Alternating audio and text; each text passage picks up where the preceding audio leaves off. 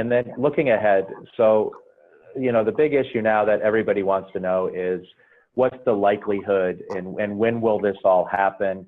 If you can see, there's really 3 phases under our statutory law in the United States. We've just completed all of that area in the black that's landed on the agreement being signed. We're in the green part right now on this chart.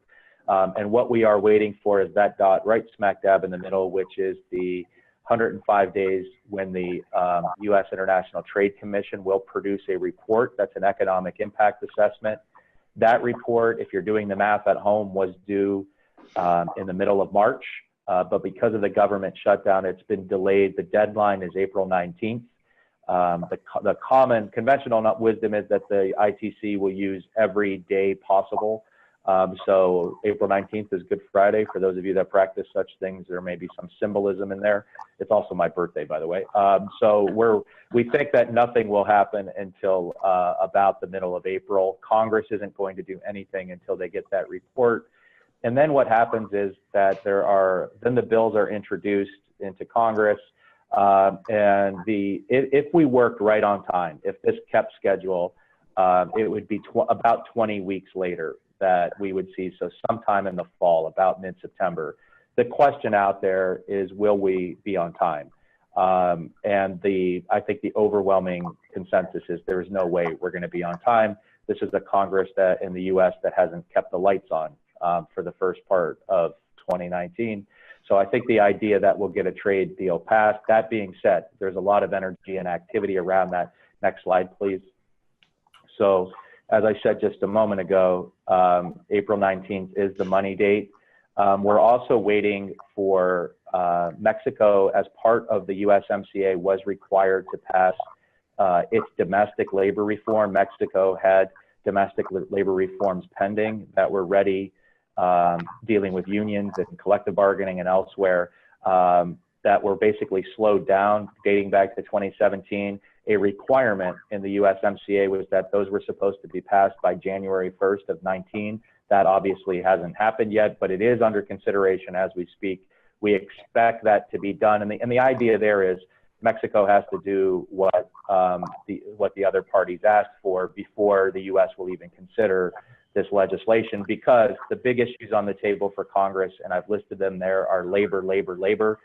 U.S. Trade Representative Lighthizer was in Detroit this week meeting with the UAW, United Auto Workers, and they did not get a thumbs up from that. So labor is still waiting to see where. Oh, I think we may have lost Dan there for a second.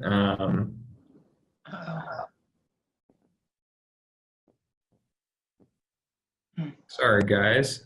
We're on him having just a bit of technical difficulty here. While we wait for Dan to get connected back in here. There, I think he's. Yeah, I think I'm back. Sorry about that. Sorry, Dan. I was about to take over. No problem. And you're welcome to, Tiffany. Feel free to jump in at any time. No. You guys have heard this a few times. So, but the big issue, I may have stopped around labor, but pharmaceuticals are a big issue in the new NAFTA because there's patent protection that's been given for pharmaceuticals for 10 years. The most that we've seen, even in TPP, was 8 years. And the downside to that is that the argument is that will delay generics coming into the marketplace and arguably raise prescription prices. Pharma's position is we need this patent protection because we front end most of the R&D.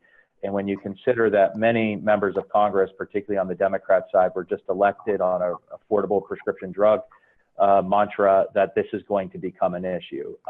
Environment is always out there, dispute resolution is always out there.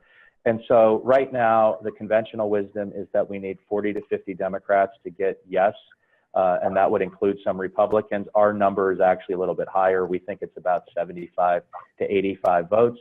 So most of the next 6 weeks will be spent trying to get people to stake out positions. There's two major coalitions out there, the USMCA coalition and past the USA coalition in terms of arguing that, but AFL-CIO, Public Citizen and elsewhere are also trying to marshal some of the opposition.